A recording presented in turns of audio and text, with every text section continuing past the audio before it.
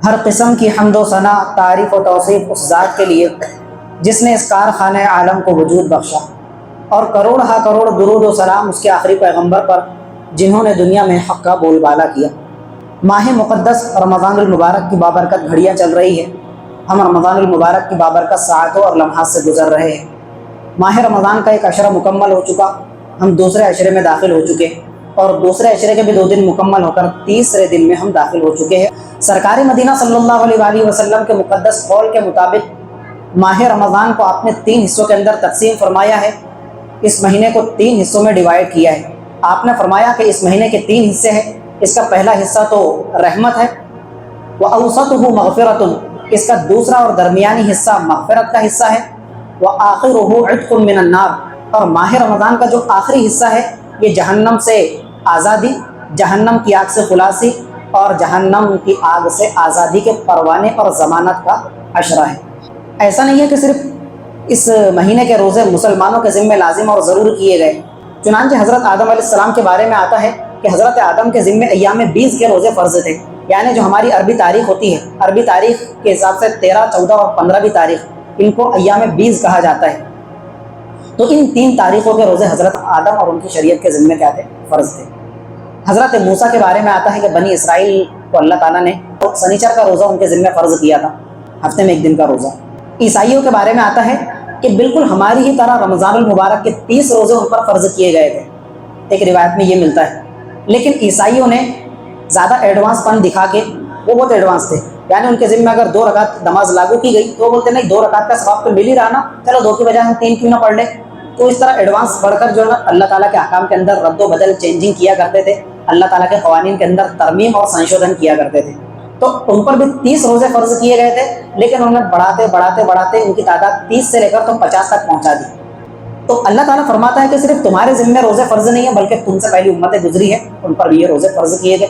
روزے کا مقصد کیا ہے؟ لعلکم تتقون، تمہارے اندر کی مایا کو جگانا، جو اللہ تعالیٰ نے خدا کی بندگی کا مقصد قرار دیا ہے، اس سے ڈر کر، اس کی عظمت، اس کے تقدس، اس کی ذات کی عظمت کے تصور کو مد نظر رکھتے ہوئے زندگی کے ہر مومنٹ پر، زندگی کے ہر لمحے اور موڑ پر تقوی کے ساتھ زندگانی بسر کرنا۔ تقوی کا ایلیمنٹ تمہارے زندگی کے اندر شامل ہو جائے، یہ عنصر تمہارے ضمیر خمیر کے اندر رچ بس جائے کہ تم متقی بن کر زندگی گزارو، یہ روزے کی فرضیت کا مقصد ہے۔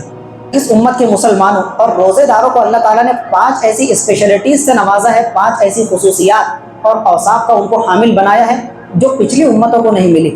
پچھلی امتیں ان ساری چیزوں سے محروم تھی، اور 5 چیزیں ایسی کہ جو ہم کو خاص طور پر اللہ تعالیٰ نے عطا فرمائی۔ مسند احمد، امام احمد بن حنبل رحمۃ اللہ علیہ کی مشہور حدیث پاک کی کتاب ہے، اس کے اندر حضرت ابو ہریرہ رضی اللہ تعالیٰ عنہ سے روایت ہے کہ ہمارے حضور تاجدار مدینہ صلی اللہ علیہ وآلہ وسلم نے ارشاد فرمایا، اعطیت امتی 5 خصال لم تعطیہن امت قبلہم، میری امت کو 5 چیزیں ایسی ملی ہیں کہ میری امت سے پہلے کسی بھی امت کو اللہ تعالیٰ نے ان 5 نعمتوں سے، 5 خصوصی انعامات سے، 5 اسپیشلٹیز سے نہیں نوازا تھا۔ وہ محروم تھے، ان کو نہیں عطا کی گئی، لیکن یہ میری امت کے روزے داروں کو عطا کی گئی ہے۔ سب سے پہلی، خلوف فم الصائم اطیب عند اللہ من ریح المسک، جب کوئی بندہ مومن روزہ اختیار کرتا ہے، سحری کر کے وہ روزے کی نیت کرتا ہے، اس وقت سے لے کر ابھی دوپہر ہو چکی اور دوپہر سے لے کر مزید آدھا دن باقی ہے افطار تک، کہ جب اس کا معدہ خالی ہو جاتا ہے، معدے کے خالی ہونے کی وجہ سے اندر سے بدبو کی ایک بھبک اٹھتی ہے، منہ سے بدبو کی کیفیت طاری ہوتی ہے۔ جب کوئی روزے دار آپ کے قریب آتا ہے، آپ کا کتنا ہی قریبی ہو، بلکہ آپ کا سگا بھائی ہو، آپ کے امی اور ابو تک کیوں نہ ہو، ان کا معدہ خالی ہو جاتا ہے روزے کی وجہ سے، منہ سے بدبو کی بھبک اور وہ کیفیت ہوتی ہے۔ وہ جب بات کرتے ہیں تو ایک ناگواری کا احساس ہوتا ہے، بدبو کو ہر انسان ناگوار سمجھتا ہے، دنیا والوں کی نظر کے اندر یہ کیفیت ہے۔ اب اللہ تعالیٰ کی نظر کے اندر اس بدبو کا کیا مقام ہے؟ حضور فرماتے ہیں، اطیب عند اللہ من ریح المسک، معدے کے خالی ہو جانے کی وجہ سے روزے دار کے منہ سے جو بدبو کی بھبک اور بو نکلتی ہے، یہ اللہ تعالیٰ کے نزدیک تمہاری دنیا کی مہنگی ترین مشک کی خوشبو سے بھی زیادہ بہتر اور افضل ہے۔ اللہ کی بارگاہ کے اندر اس کا یہ مقام ہے۔ اللہ تعالیٰ اس بو سے چڑ نہیں کرتے، اللہ تعالیٰ کو اس بدبو سے نفرت نہیں ہے۔ منہ سے نکلنے والی اس بھبک کا مقام کیا ہے اللہ تعالیٰ کے یہاں پر؟ دنیا کی جو سب سے مہنگی ترین عطر اور پرفیوم ہے، مشک، جو ہر ایرے غیر نتو خیرے کو حاصل نہیں ہوتا۔ اگر آپ کسی دکان پر جائیں تو وہ آپ کو 500 روپے کی بوتل تھما دے گا، 5000 کی بوتل تھما دے گا، وہ بھی بالکل اوریجنل اور پیور نہیں ہے، اس کے اندر کسی نہ کسی درجے ملاوٹ۔ جو خالص مشک ہوتا ہے وہ تو کوئی اور ہی چیز ہے، بڑی پتہ ماری کے بعد وہ حاصل ہوتا ہے۔ تو وہ مشک جتنی مہنگی ترین ہوتی ہے، حضور نے فرمایا کہ مشک سے بھی زیادہ افضل اور بہتر ترین مقام ہے، اس سے بھی زیادہ مہکتی ہوئی یہ خوشبو اللہ کی بارگاہ کے اندر ہے جو روزے دار کے منہ سے نکلتی ہے معدے کے خالی ہو جانے کی وجہ سے۔ دوسری کوالٹی جو صرف اس امت کو حاصل ہے، پچھلی امتیں اس سے محروم رہی، تستغفر لهم الملائکۃ، کہ اللہ کے مقدس فرشتے جو کبھی گناہ نہیں کرتے، جو اللہ کا ان کو حکم ہے اس کے آگے سرنڈر ہے، فرشتے کبھی نافرمانی نہیں کرتے۔ سحری سے لے کر افطاری تک فرشتوں کی ڈیوٹی لگا رکھی ہے اللہ تعالیٰ نے، وہ کیا کرتے ہیں؟ اللہ کی بارگاہ کے اندر ہاتھ اٹھا کر اس امت کے روزے داروں کے لیے بخشش کی فریاد کرتے رہتے ہیں۔ تستغفر لهم الملائکہ، اللہ کی مقدس مخلوق فرشتے اس امت کے روزے داروں کے لیے بخشش کی فریاد کرتے رہتے ہیں، دعائیں مغفرت کرتے رہتے ہیں۔ اور صرف فرشتوں تک محدود نہیں ہے، ان کی حد تک سیمت نہیں ہے یہ بات۔ حضور نے فرمایا والحیتان، ایک دوسری روایت کے الفاظ ہے کہ سمندر کی گہرائیوں کے اندر رہنے اور زندگی گزارنے والی مچھلیاں تک روزے داروں کے لیے بخشش کی دعا کرتی ہے۔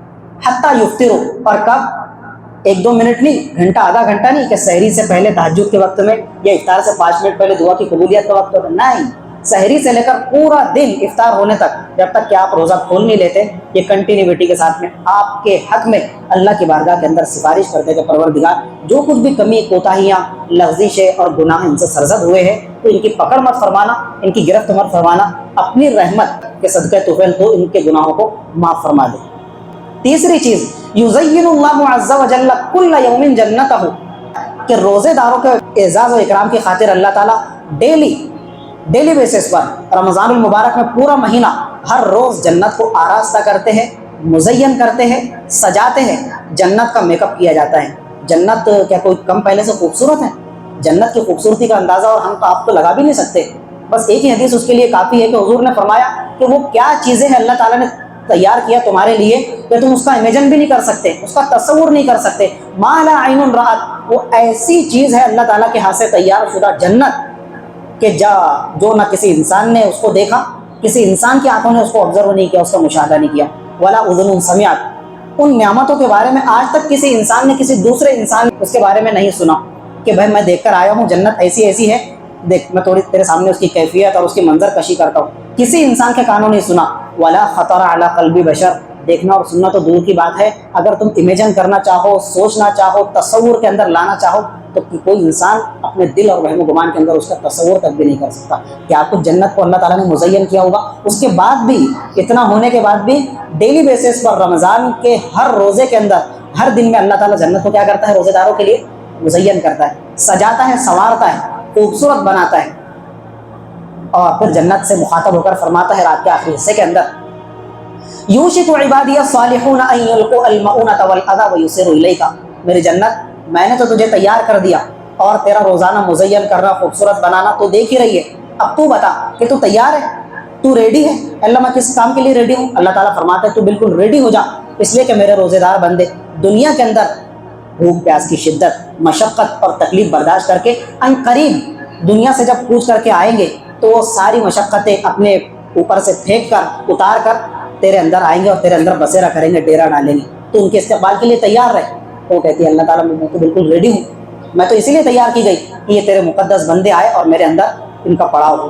چوتھی اس امت کی خصوصیت جو پچھلی امتوں کو عطا نہیں ہوئی، تو تصفد فیہ مردۃ الشیاطین، کہ اللہ تعالیٰ امت کے روزے داروں کے گناہوں کو فساد سے بچانے کے لیے سرکش شیاطین، خبیث جناتوں کو پہلے ہی قید کر لیتے ہیں، ان کو زنجیروں اور بیڑیوں کے اندر جکڑ دیا جاتا ہے۔ ابھی آپ نے کیا سنا کہ پچھلی امتوں پر بھی روزے فرض تھے، قرآن مجید کی آیت کے اندر اللہ تعالیٰ نے اس بات کو مینشن کیا ہے، لیکن ان کے ساتھ یہ معاملہ نہیں تھا، ان کا نفس بھی ان کے ساتھ لگا تھا تو ہمارا بھی نفس ہمارے ساتھ لگا ہے، لیکن ان کے ساتھ یہ پروٹوکول کا معاملہ نہیں تھا کہ ان کے لیے جنات اور شیاطین قید کیے جاتے تھے۔ ہمارے ساتھ یہ معاملہ ہے کہ امت کے اندر روئے زمین پر پھیلے ہوئے بکھرے ہوئے جتنے بھی خبیث جنات اور سرکش شیاطین ہیں، ان کو کیا کرتا ہے اللہ تعالیٰ؟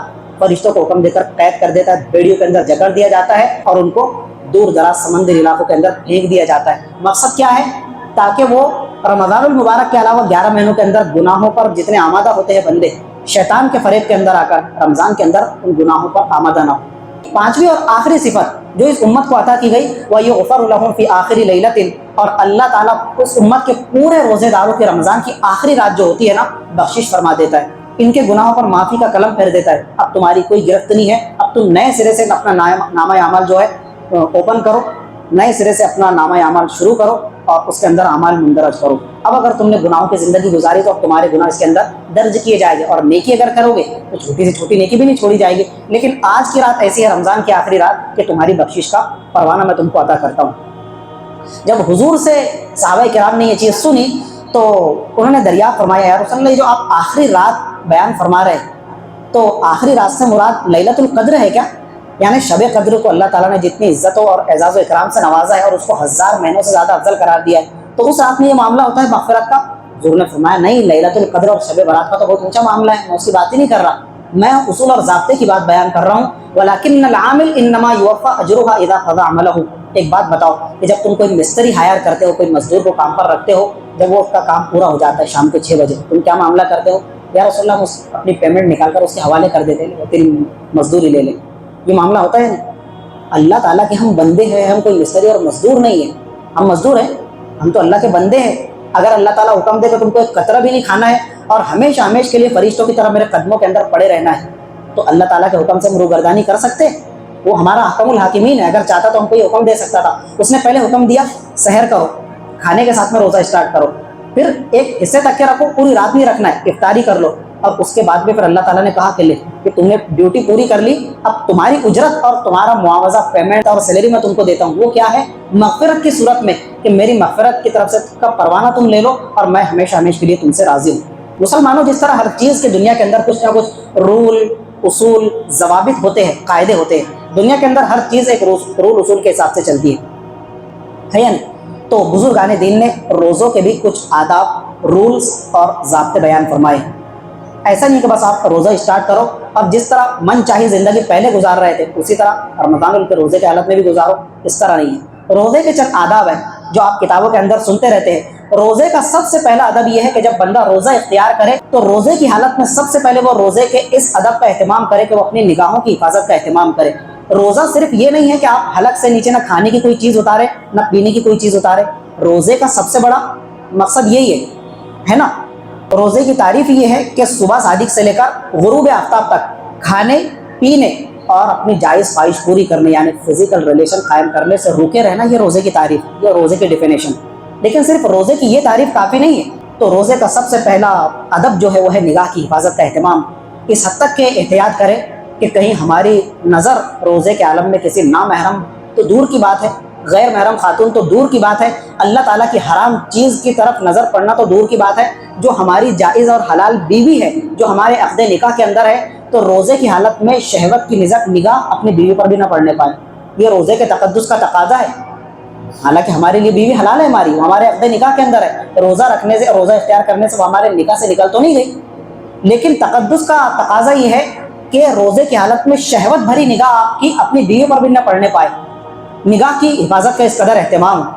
हज़रत हुज़ैफ़ा फरमाते, एक मौके पर मैंने हुज़ूर को इरशाद फरमाते हुए सुना, मुसलमानों, अन्नज़्रु सहमुम मस्मूम मिन सिहाम इब्लीस, ये जो निगाह है ना, बद निगाही, निगाह का गलत इस्तेमाल, ये कोई मामूली चीज़ नहीं है। निगाह इब्लीस और अल्लाह के मरदूद शैतान के बुझे हुए तीरों में से एक जहर आलूद तीर है। एक तीर तो वो होता है कि आपने तीर का निशाना साधा और मारा अपने दुश्मन को, अब उसको जाकर लगा, लगने के बाद में ज़रूरी नहीं कि वो मर जाए और ढेर हो जाए, वो तड़पेगा, उसको उसकी कसक और तकलीफ महसूस होगी। लेकिन तीरों में से एक तीर वो होता है जिसको इंसान पहले आग के अंदर तपाता है और गर्म करता है, पिछले ज़मानों के अंदर ये होता था, और फिर उसको जहर के अंदर बुझाया करता था। ये जो जहर पिया हुआ तीर रहा करता था, जब वो आप अपने दुश्मन पर साधते थे, बस उसकी तीर लगने की देर है, वो फौरन उसका जिस्म काला पड़कर मिनटों के अंदर वो ढेर हो जाया करता था। तो ये इब्लीस का ऐसा बेखता तीर है कि इंसान जब बदनज़री का शिकार होता है तो शैतान पूरी तरह से उस पर हावी हो जाता है और वो शैतान के चुंगल से निकल नहीं पाता। और नज़र का वो मामला है कि इंसान आखिरी स्टेप पर पहुंच जाता है फिर बदनज़री की वजह से, कहाँ तक? ज़िना की सीढ़ी तक। ये नज़र का ही करता हुआ। और आगे हुजूर ने हदीस कुदसी का एक जुमला और टुकड़ा इरशाद फरमाया कि अब अल्लाह ताला ये फरमाते हैं, फमन तरकहा मिन मखाफती अब्दलतहु ईमानन यजिदु हलावतहु फी क़ल्बिही, कि मेरा जो भी बंदा है मोमिन नज़र को आवारा होने से बचाएगा, बड़ी जिगर गुर्दे का काम है, पित्ता मारी का काम है। 2025 के अंदर मुसलमान अगर रह रहे, आप रोड पर निकले नमाज जुमा अदा करके, तो फ़ौरन आपको फितरों के सामने से गुजरना पड़ेगा और फितरों से आपका सामना होगा। बेहयाई के मनाजिर है, تو بڑی پتہ ماری کا کام ہے اپنی نظروں کی حفاظت کرنا. لیکن جو کر لے گا اللہ تعالیٰ کی طرف سے اس کو نقد انعام یہ ملے گا ابدل تو وہ ایمان، کہ میں اس کو ایسا ایمان عطا فرماؤں گا، ایسے ایمان سے سرفراز کروں گا کہ وہ بندہ خود اس ایمان کی حلاوت اور چاشنی کو اپنے سینے میں محسوس کرے گا. ایمان کی حلاوت کیا چیز ہے ہم نے اور آپ نے چکی نہیں. جس دن ہم چک لیں گے دنیا کی ساری مٹھاس اور ذائقہ اور مٹھائیوں کا ہم ذائقہ چکنا چھوڑ دیں گے. روزے کا دوسرا ادب کہ روزہ اختیار جب بندہ کرے تو اپنی زبان کی حفاظت کا اہتمام کرے. زبان کو یوں ہی قینچی کی طرح چرچراتا ہوا نہ چھوڑ دے تو بس اپنے سحری کی سحری کر کے آئے، نماز ادا کیے اور باہر ٹیبل پر بیٹھ کر تیری میری ایران توران ہانکنا، اس کی لگائی بجائی، ہاں بھائی اس نے کیا کہا تھا رات میں، اچھا یہ معاملہ ہوا تھا کیا، وہ تو ایسا اور اس کا گھرانہ تو ایسا، یہ سارے معاملات. تو اپنی زبان کو بیجا فضول سے، لغویات سے، بکواس قسم کی باتوں سے، فحش قسم کی گندی قسم کی باتوں سے اپنی زبان کو قابو کے اندر رکھیں. زبان پر آپ کا کنٹرول ہے تو آپ کی زبان کا بھی روزہ ادا ہو رہا ہے. روزہ صرف پیٹ کا ہے کیا آپ کے؟ روزہ صرف نہ کھانے پینے کا ہے؟ زبان کا بھی روزہ ہے نا. زبان کو اپنے آپ کے کنٹرول کے اندر رکھنا پڑے گا. ہر قسم کی فحش اور گندی بات سے زبان کو محفوظ رکھنا پڑے گا. خاص طور سے جو گناہ کبیرہ ہے، جھوٹ اور غیبت، ان دو بڑے بڑے گناہوں سے خاص طور سے اپنی زبان کو محفوظ رکھنا ہے. حضور نے فرمایا الصوم جنۃ، یہ جو آپ نے روزہ اختیار کیا ہوا ہے یہ روزے دار کے لیے ایک ڈھال ہے. ڈھال آپ نے دیکھا اردو ڈرامے کے اندر اور پچھلی جنگوں کے اندر جب جنگیں ہوا کرتی تھی دشمن سے تو لوگ کیا کرتے تھے، ایک ہاتھ میں تلوار ہوا کرتی تھی اور دوسرے ہاتھ کے اندر ڈھال ہوا کرتی تھی تاکہ دشمن کا جب وار ہو تو اس پر وہ سہے اور بدن پر وار نہ پڑنے پائے. تو حضور نے فرمایا کہ شیطان کے وار سے بچاؤ کے لیے روزہ ڈھال ہے. روزے دار اس سے پروٹیکشن حاصل کرتا ہے. ایک یہ مطلب، اور دوسرا یہ کہ کل قیامت کے دن جب روزہ لے کر بندہ حاضر ہوگا روزے دار تو اللہ تعالیٰ اس روزے کے صدقے طفیل جہنم سے اس کی حفاظت فرمائے گا. دونوں مطلب ہے اس کے، یہ چھوٹا مطلب ہے دنیا والا اور جہنم سے حفاظت سب سے بڑا مطلب ہے. حضور نے فرمایا الصوم جنۃ، روزے دار کے حق میں روزہ کیا ہے جی؟ ڈھال ہے. ڈھال مضبوط ڈھال، ما لم یخرقھا، جب تک کہ روزے دار خود اس ڈھال کو پھاڑ نہ ڈالے اور خراب نہ کر ڈالے. صحابہ کرام نے پوچھا اور بما یخرقھا، یا رسول اللہ یہ جو روزہ ہے اس کو آپ نے ڈھال کہا ہے، یہ روزہ کیسے پھٹتا ہے، یہ ڈھال کیسے ٹوٹتی ہے؟ حضور نے فرمایا بکذب او غیبت، دو چیزوں سے یہ ڈھال ٹوٹ جاتی ہے، پھٹ جاتی ہے، اس کا ستیاناش ہو جاتا ہے. ایک تو جھوٹ بولنے سے اور دوسرا غیبت کرنے سے. اب ہم اپنے گریبان کے اندر جھانک کر دیکھیں، سحری سے لے کر ابھی تک اور اب سے لے کر 13واں روزہ آج چالو ہے اور بقیہ رمضان کے ایام باقی ہے. اب ہم دیکھیں، اپنا جائزہ لیں کہ روزہ ہمارا زبان کی حفاظت کے ساتھ میں گزرتا ہے یا صرف روزہ برائے نام روزہ ہے. اگر معاملہ ہے تال کے اندر کالا ہے تو زبان کی حفاظت کی، نگاہوں کی حفاظت کی سخت ترین ضرورت ہے تاکہ ہمارے روزے ہمارے لیے ڈھال کا کام دے اور کہیں ہمارے روزے ہمارے کرتوتوں کی وجہ سے پھٹ نہ جائے. ایک روایت کے اندر حضرت ابو ہریرہ فرماتے ہیں انما الصوم جنۃ، روزہ بے شک مضبوط ترین ڈھال ہے.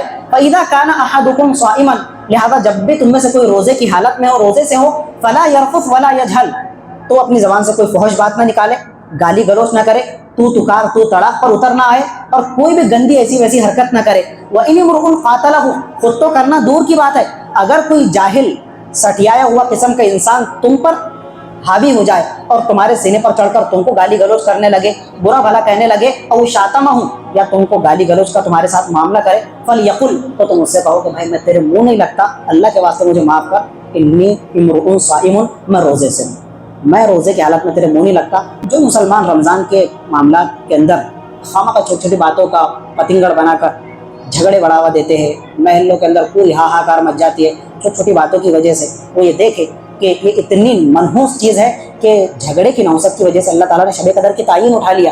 شب قدر پہلے فکس تھی، 21ویں رات میں آنے والی ہے، تو 21ویں رات کے اندر، 27 رات کے اندر تو 27,000 مہینوں سے زیادہ افضل ترین جو رات ہے وہ کیا تھی؟ فکس تھی بالکل. لیکن جب دیکھا کہ جھگڑا ہو رہا ہے تو اللہ تعالیٰ نے اس جھگڑے کی نوست سے شب قدر کی تعین اٹھا لیا. اب تلاش کرتے رہو تاخراتوں کے اندر پورے رمضان کے اندر. کائے کی وجہ سے؟ ہم نے خود اپنے پیروں پر کلاڑی ماری. تو وہ صرف اس وقت کا معاملہ نہیں تھا، آج بھی مسلمان ہیں. آپ اپنی گریبان کے اندر جھانک کر دیکھو، جھگڑے نہیں ہوتے ہمارے معاشرے کے اندر. حضور نے فرمایا جھگڑنا تو دور کی بات ہے، تم کہو کہ بھائی میں تیرے منہ نہیں لگتا، مجھ سے جھگڑا کرنا چھوڑ دے، میں روزے کی حالت میں ہوں. ایک مرتبہ حضور نے ارشاد فرمایا من لم يدع قول الزور والعمل به، کہ جو بھی مسلمان روزہ اختیار کرتا ہے لیکن روزے کی حالت میں بھی وہ دروغ گوئی، غیبت، لگائی بجائی، چغلی، تیری میری، یہ ساری باتیں نہیں چھوڑتا، آگے حضور نے صاف طور سے ارشاد فرمایا فلیس للہ حاجۃ فی ان یدع طعامہ وشرابہ، کہ یہ مسلمان بھلے ہی اس کے نظر کے اندر روزے دار ہو لیکن اللہ تعالیٰ کو اس کا ایسا بھوکا پیاسا رہنے کی کوئی ضرورت نہیں ہے. تو اپنی نظر کے اندر بھوکا اور پیاسا ہے اور روزے دار ہے، محلے والوں کی نظر کے اندر، تیرے گھرانے والوں کی نظر کے اندر تو روزے سے ہے، لیکن اللہ کی فہرست کے اندر تیرا روزے دار ہونا اور نہ روزے دار ہونا دونوں برابر ہے. روزے کا مقصد کیا تھا؟ مقصد تو تجھے معلوم ہے، لیکن تو اس پر عمل درآمد کیوں نہیں کرتا میرے بھائی؟ اگر عمل درآمد کرتا تو اللہ کی فہرست کے اندر بھی تو روزے دار شمار ہوتا. لیکن اب جو تو نے یہ کرتوت کیا ہے کہ روزے کی حالت کے اندر ہو کر بھی تیری زبان پر تیری قابو اور کنٹرول نہیں ہے، لگائی بجائی کرتا ہے، تو پھر اللہ تعالیٰ کو ایسے بھوکا پیاسا رہنے کی کوئی ضرورت نہیں ہے. ایک موقع پر حضور کے زمانے کے اندر دو خواتین نے، دو مستورات اور لیڈیز نے روزہ اختیار کیا. جب تھوڑا دن گزرا، غالباً عصر کا وقت تھا، تو لوگ حضور کی بارگاہ کے اندر حاضر ہوا، کہنے لگے یا رسول اللہ، ہمارے محلے کے اندر دو خواتین لیڈیز ہیں، انہوں نے روزہ اختیار کیا، روزہ رکھا، لیکن آپ سے ہم کیا کہیں، کیا بیان کریں، ان کو روزہ ایسا لگا، ایسا محسوس ہوا کہ وہ مرنے کی کگار پر آ گئی. اتنا روزہ ان کو لگ گیا، ان کی بہت حالت خراب ہو گئی، اتنی کرٹیکل حالت ہو گئی ان کی کہ ایسا سمجھو کہ ابھی ان کا دم نکل جائے گا، دم توڑ دے گی. تو حضور نے فرمایا تم کچھ مت کرو، یہ دو پیالے لے کر جاؤ. دو پیالے ان کے حوالے کیے گئے اور ان خواتین لیڈیز سے کہنا کہ ان کے اندر وامٹنگ کرے، قے کرے، الٹی کر کے بتاؤ ذرا. وہ خواتین کے پاس جب پیالے لے کر حاضر ہوئے تو خواتین نے حضور کے فرمان کے مطابق اس پر عمل درآمد کرتے ہوئے حلق کے اندر انگلی ڈالی اور قے کی. تو لوگوں نے یہ تعجب خیز منظر دیکھا. اتنا دن گزرنے کے بعد سحری کے اندر جو کچھ بھی کھایا تھا وہ کھایا تھا، اب وہ کھانا نکلنا چاہیے تھا، وہ تو کھانا پورا ہضم ہو جاتا ہے اور فضلے کی شکل میں باہر نکل جاتا ہے، تو کھانا رہتا نہیں، انسان کا پورا معدہ خالی ہو جاتا ہے. لوگوں نے دیکھا کہ جب انہوں نے وامٹنگ کی، قے کا معاملہ کیا پیالوں کے اندر، تو ایک خاتون کے پیالے کے اندر آدھا تازہ گوشت کے ٹکڑے اور آدھا خون، پورا پیالہ لبریز ہو گیا. دوسری خاتون سے وامٹنگ کرنے کے لیے کہا گیا، اس نے نظر بچا کر وامٹنگ کی اور قے کے اندر پورا تازہ گوشت اس کے نمودار ہوا اور پیالہ بھر گیا. لوگوں نے کہا یا رسول اللہ کتنی تعجب کی بات ہے، پورا دن گزر گیا، گوشت کے تازہ ٹکڑے، یہ تو روزے سے ایسا لگا کہ انہوں نے ابھی تازہ ناشتہ کر کے عصر سے پہلے. حضور نے اس کے بعد میں ارشاد فرمایا معاملہ یہ ہے مسلمانوں، انہوں نے جو روزہ اختیار کیا تھا تو انہوں نے سحری تو اس حلال مال سے کی تھی جو اللہ تعالیٰ نے ان کے لیے حلال کیا ہے، لیکن انہوں نے روزہ افطاری ایسی چیز سے کی، حالانکہ افطار کا وقت نہیں ہوا تھا، انہوں نے روزے کو توڑ دیا ایک ایسی چیز سے کہ جو اللہ تعالیٰ نے ان کے لیے حرام قرار دیا تھا. یا رسول اللہ ان کا معاملہ کیا تھا؟ کہنے لگے فَحَدَتْ إِحْدَاهُمَا، ان میں سے ایک دوسرے کے پاس آ کر بیٹھی اور جو صبح سے آ کر بیٹھی وَجَعَلَتَا يَغْتَابَانِ النَّاسِ، اس وقت سے لے کر یہ کنٹینیوٹی کے ساتھ جب تک یہ بیٹھی آپس کے اندر لوگوں کی غیبتیں کر رہی تھی. اب آپ دیکھو کہ جو لوگ غیبت کرتے ہیں، لگائی بجائی کرتے ہیں، مسجد کے کونوں خدروں کے اندر بیٹھ کر ادھر ادھر کی باتیں کرتے ہیں، روزہ بہت ہارڈ جاتا ہے ایسے لوگوں کو. اس کے بالمقابل جو لوگ ذکر، تسبیح، تلاوت کے اندر مصروف رہتے ہیں، روزہ بالکل نارمل جاتا ہے، ان کو روزہ محسوس نہیں ہوتا. حضور نے فرمایا کہ جو لوگ ان کو روزہ ہارڈ جا رہا تھا، ان کی کیفیت یہ ہو گئی تھی کہ مرنے کے قریب ہو گئی. یہ کیا معاملہ تھا کہ انہوں نے حرام ماں کا معاملہ اختیار کر کے اپنے روزے کو پوری طرح سے ہاڑ کر رکھ دیا ہے، اس کا ستیاناش کر دیا ہے. فَهَذَا مَا أَكَلَتَا مِنْ لُحُومِهِمْ، اور اللہ تعالیٰ نے غیبت کو کس چیز سے تشبیہ دی قرآن کے اندر؟ اپنے مردار بھائی کا گوشت کھانے سے. حالانکہ انہوں نے گوشت نہیں کھایا تھا، اگر گوشت کھایا بھی تو گوشت کے تازہ ٹکڑے کیسے؟ حضور نے فرمایا کہ جو گوشت کے تازہ ٹکڑے نکلے ہیں یہ تم نے محلے کے سماج سوسائٹی کے لوگوں کی جو غیبت کی ہے، یہ وہ گوشت ہے جو تم نے ان کا مردار ہونے کی حالت میں گوشت کھایا ہے غیبت کی صورت کے اندر، یہ اس کا خمیازہ ہے جو تم کو بھگتنا پڑا ہے. تو یہ ساری احادیث کانوں کی لذت کے لیے اور ممبر سے بس واہوائی کے لیے بیان نہیں کی جاتی. میرے بھائی آپ بھی روزے کی حالت میں، رمضان کا 13واں روزہ ہم نے بھی اختیار کیا ہے، ان احادیث کو سن کر اس پر عمل درآمد کرنا مقصد ہے کہ ہم غیبت کا معاملہ، غیبت اور چغلی کا معاملہ اختیار نہ کریں. روزے کا تیسرا ادب یہ ہے کہ مسلمان روزے کی حالت میں اپنے کانوں کی حفاظت کا اہتمام کرے، اس لیے کہ جس چیز کا زبان سے کہنا گناہ ہے اس چیز کا اپنے کانوں سے سننا بھی گناہ ہے. غیبت کا کرنا گناہ کبیرہ، بہت بڑا حرام جرم ہے. اگر آپ میرے سامنے غیبت کر رہے ہیں، مجھے چاہیے کہ میں اس مجلس سے اٹھ کر چلے جاؤں، غیبت نہ سنوں. جس طرح یہ سامنے والا غیبت کر رہا ہے، اس کا غیبت کرنا حرام ہے. محفل میں بیٹھے ہوئے شخص کا غیبت کو سماعت کرنا، اس سے لذت لینا، یہ بھی کیا ہے؟ حرام ہے. روایتوں کے اندر آتا ہے المغتاب والمستمع شریکان فی الاثم، کہ غیبت کرنے والا اور غیبت سننے والا دونوں بھی شریک گناہ کے اندر برابر کے شریک ہے. یہ بھی برابر کا شریک ہے اور اس کو بھی برابر کا گناہ مل رہا ہے، کرنے والے کو بھی اور سننے والے کو بھی. اسی طرح مسلمان یہ کرتے ہیں کہ روزے کی حالت میں وقت گزاری کے لیے، ٹائم پاس کے لیے کانوں کے اندر لگائے ایئر فون اور لگائے پاکستانی ڈرامہ، اس کے پیچھے لگنے والی بیک گراؤنڈ میوزک اور سن رہے میوزک. اسی طرح اور جو موسیقی وغیرہ ہوتی ہے، موسیقی تو مسلمانوں کے لیے حرام ہے نا، روزے کی حالت میں آپ کے لیے کہاں سے جائز ہو گئی؟ تو جس چیز کا کہنا زبان سے حرام ہے، اس گانے کا اپنے کانوں سے سننا بھی کیا ہے؟ حرام ہے. وقت گزاری کے لیے آپ کے پاس میں تلاوت قرآن سننے کے لیے وقت نہیں ہے. آپ کو چاہیے تھا کہ آپ نے جب ویب سائٹ کی وزٹ کی ہے تو اس پر ہزاروں ویڈیوز آپ کو ملیں گی جو تلاوت قرآن سے لبریز ہے. آپ ائمہ حرام کی، دیگر ائمہ کرام کی آپ تلاوت قرآن سنیے، ثواب کا ثواب، اور آپ کا روزہ بھی نارمل گزر رہا ہے. یہ کہ آپ نے کیا کہ آپ نے موسیقی لگائی کانوں کی نماز سماعت کے لیے وقت گزاری کے لیے آپ نے ایئر فون کان کے اندر لگایا اور خواہ اپنے روزے کو پھاڑ کر رکھ دیا، اللہ کی ناراضگی کا سبب بن رہے ہیں روزے کی حالت میں فرض پورا کر رہے لیکن حرام کاری کا بھی ارتکاب کر رہے ہیں۔ روزے کا تیسرا ادب اپنے کانوں کی حفاظت کا اہتمام کریں۔ چوتھی چیز یہ کہ ان تمام اعضاء کے ساتھ تمام جتنے باڈی پارٹس ہیں باقی اعضاء بدن ان کی بھی حفاظت اور نگہداشت کا اہتمام کریں۔ مثلا ہاتھوں سے جس چیز کا چھونا ناجائز ہے اپنے ہاتھوں کو اس کو چھونے سے بچائیں، جن چیزوں کی طرف چل کر جانا حرام ہے اپنے پیروں کو ان چیزوں کی طرف لے جانے سے بچائیں۔ اسی طرح منہ اور پیٹ ہم ان کا استعمال کرتے ہیں سحری افطار اور کھانے کے لیے، تو ان چیزوں کو بھی افطاری اور سحری کے اندر مشکوک، حرام لقمہ تو بہت بڑی بات ہے، مشکوک اور جو مشتبہ لقمہ ہے اس سے بھی اپنے آپ کو بچائیں۔ مسلمان عام طور پر یہ کرتے ہیں کہ سحری تو اپنے خود کے مال سے کرتے ہیں، واقعتاً آپ کا مال حلال مال ہے، لیکن افطاری کے اندر کہیں نہ کچھ معاملہ آ جاتا ہے، احتیاط کرنا چاہیے۔ میں یہ دعوت نہیں دے رہا کہ آپ دوسروں کے مالوں پر بدگمانی کریں، ان کی نیتوں پر حملہ کریں، اور جو کچھ بھی ایک کھجور بیچارہ اپنے حلال مال سے بھی لا کر دے رہا تو آپ پوری جانچ پڑتال کر رہے اور پوری ہندی کی چندی کر رہے کہ بھائی کہاں سے کمایا، کہاں سے لایا، کہاں سے خریدا، بتا تو میں اس سے روزہ افطار کروں گا، یہ بھی نہیں ہے۔ لیکن جہاں آپ کو معلوم ہے اچھی خاصی یعنی آپ کی سینس کام کر رہی ہے کہ یہ مال حرام کی آئی ہوئی چیز ہے تو مشتبہ لقمے سے بھی اپنے آپ کو بچائے۔ حضرت سعد بن ابی وقاص رضی اللہ تعالیٰ نے 10 بڑے صحابہ کے اندر ایک ہی محفل کے اندر اور ایک ہی میٹنگ کے اندر حضور نے 10 صحابہ کرام کو جنت کی بشارت سنائی تھی، اس میں سے ایک حضرت سعد ہے۔ اتنی عظیم اور جلیل قدر ہستی سے حضور نے مخاطب ہو کر فرمایا، سعد ایک بات کا دھیان رکھنا، اطب مطحمہ کا، زندگی بھر اپنے پیٹ کے اندر حرام لقمہ جانے سے اپنے آپ کو بچانا۔ یا رسول اللہ کیا ہوگا؟ تکن مستجاب الدعوہ، اس کا نقد فائدہ یہ ہوگا کہ دنیا کے اندر تم مستجاب الدعوات کے درجے پر فائز ہو جاؤ گے۔ مستجاب الدعوات کوئی معمولی درجہ ہے؟ مستجاب الدعوات کا مطلب ہوتا ہے یوں آپ نے ہاتھ اٹھایا اور اللہ تعالیٰ نے دعا کے آسمان پر پہنچنے سے پہلے آپ کی دعا کو قبول کر لیا۔ تو مستجاب الدعوات اگر کسی شخص کو بننا ہے تو وہ مال حرام سے اپنے آپ کو بچائے، حلال لقمے کا اہتمام کرے۔ آگے حضور نے اللہ پاک کی قسم اٹھا کر ارشاد فرمایا، والذی نفسی بیدہ، جس کے قبضے میں محمد عربی کی جان ہے، میں اس ذات کی قسم اٹھا کر کہتا ہوں، وَإِنَّ الرَّجُلَ لَيَقْذِفُ اللُّقْمَةَ الْحَرَامَ فِي جَوْفِهِ، کہ جب بھی کوئی بندہ مومن، بندہ مسلم حرام کا صرف ایک لقمہ اپنے پیٹ کے اندر ڈالتا ہے، اس کی نحوست یہ ہوتی ہے ما یتقبل منہ عمل 40 یوما، کہ اللہ تعالیٰ اس حرام لقمے کی نحوست کی وجہ سے 40 دن تک اس کا کوئی عمل قبول نہیں کرتے۔ آپ نے روزہ اختیار کیا ہوا ہے، آپ 20 رکعت کی تراویح یہاں پر پڑھ رہے ہیں گرمی کے اندر، تو میرے بھائی حرام لقمہ آپ کے پیٹ کے اندر جا رہا ہے، اور روزانہ سحر افطار کے اندر اگر جا رہے ہیں مشتبہ لقمہ، تو آپ اپنی عبادتوں کی خیر منائیے، پھر کہ کیا معاملات ہونے والے۔ پانچویں چیز کہ حلال کھانے میں بھی اگر انسان کھا رہا ہے حلال، مشتبہ چیز سے بچنا ہے، حرام چیز سے تو پوری طرح بچنا ہے۔ اب حلال جو اختیار کر رہے ہیں تو وہ بھی بالکل میانہ روی کے ساتھ میں، اعتدال کے ساتھ میں۔ روزے کا مقصد کیا ہے؟ اپنے جذبات پر کنٹرول کرنا، اپنی شہوتوں کو قابو کے اندر رکھنا۔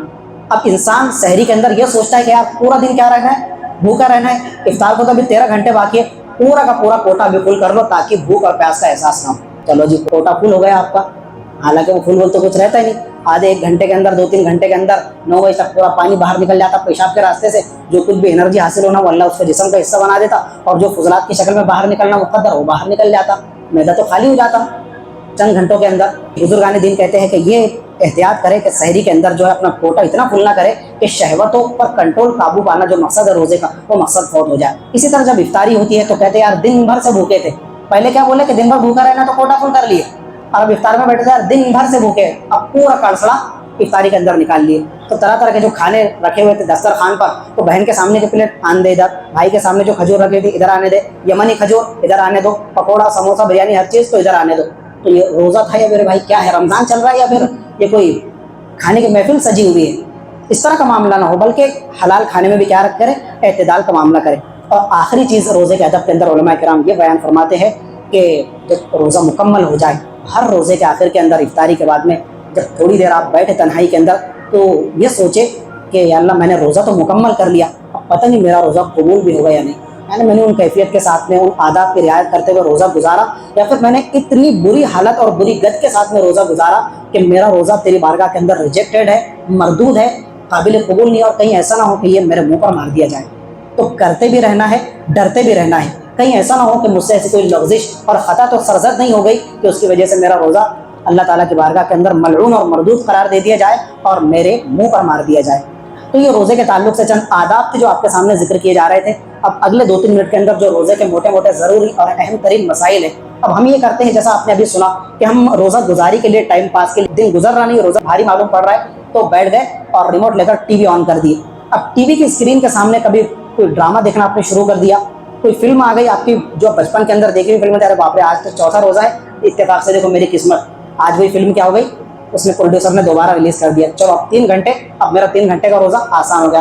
ارے میرے بھائی، اس سے واقعتاً آپ کا روزہ فاسد نہیں ہوگا، آپ کا روزہ نہیں ٹوٹے گا، لیکن مسلمانوں ایک بات کی اپیل آپ کو ممبر رسول سے کی جاتی ہے کہ جو موبائل کی اسکرین پر آپ فحش مناظر دیکھتے ہیں، ڈرامے، سیریل اور انسٹاگرام کی جو ریل دیکھتے ہیں، اس کے اندر ہر قسم کی چیز آتی ہے، اس کے اندر اللہ کے فرشتے آتے ہیں کیا ریل پر، حضرت جبرائیل آ رہے اور آپ کو جنت کا نظارہ کرا رہے، کیا کچھ نہیں ہوتا اس کے اندر۔ آپ کا روزہ بھلے ہی فاسد نہیں ہوگا، نہیں ٹوٹے گا، لیکن یہ سخت مکروہ ترین عمل ہے، بہت گھناؤنا ترین عمل ہے جو آپ کے روزے کے پورے ثواب کو باطل کر کے رکھ دے گا۔ تو روزے کی حالت میں ٹی وی دیکھنا واقعتاً ناجائز ہے، حرام ہے، گناہ کبیرہ ہے، اور اس حد تک کہ گناہ کبیرہ ہے کہ آپ کے روزے کا ثواب بالکل باطل ہو جاتا ہے۔ روزہ نہیں ٹوٹے گا آپ کا کہ آپ کھانا پینا چالو کر لو، لیکن یہ بالکل سخت اور باطل چیز ہے۔ دوسری چیز کہ یہ ہوتا ہے کہ ہماری مستورات کسی فنکشن اور وغیرہ کے اندر جاتی ہے تو روزے کی حالت کے اندر کیا کرتی ہے، اپنے ہونٹوں پر سرخی لگاتی ہے، لپسٹک وغیرہ۔ اب آپ کہیں گے یار قاری صاحب نہ ولیمہ ہے رمضان کے اندر، نہ شادی ہے، شادی ولیمہ نہیں ہے، لیکن افطار پارٹیاں تو ہوتی ہے، بچوں کے روزہ کشائی کا جو پروگرام ہوتا ہے، اب خواتین تو خواتین ہیں، وہ تو کسی سے پیچھے نہ ہٹیں، نہیں جب تک کہ میک اپ نہ ہو ہم نہیں جائیں گے، افطاری بھلے عشاء کے ٹائم کریں گے، میک اپ کی وجہ سے اگر ڈیلے ہوتا ہے، لیکن افطار میک اپ نہ چھوٹنا چاہیے۔ تو یہ جو لپسٹک اور سرخی لگانے والا معاملہ ہے، تو یہ روزے کی حالت میں لگانا جائز ہے یا ناجائز؟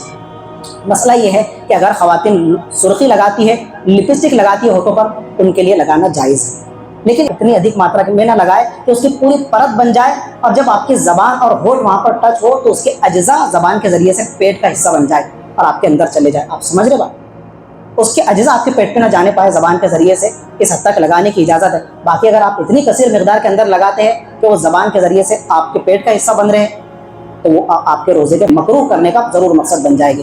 ایک تیسری چیز یہ ہے کہ روزے کے اندر ہم روزہ اختیار کرتے ہیں تو کبھی صبح کے وقت تھوڑا وقت گزرنے کے بعد میں وامٹنگ شروع ہو جاتی ہے، الٹی آتی ہے روزے کی حالت کے اندر۔ ہم نہیں کرتے، کوئی بھی بندے مومن ایسا نہیں کرتا، بدگمان نہیں ہونا چاہیے کسی کے بارے میں، یہ ہمارے قدرت اور اختیار سے باہر کی چیز ہے کہ وامٹنگ شروع ہو جاتی ہے روزے کی حالت میں۔ اگر الٹی آ جائے، کبھی تھوڑی مقدار کے اندر آتی ہے اور کبھی پورا کا پورا جتنا کھایا وہ سب باہر آ جاتا ہے الٹ کر، تو اس سے روزے پر کیا کوئی افیکٹ پڑے گا؟ اس سے روزہ فاسد ہوگا؟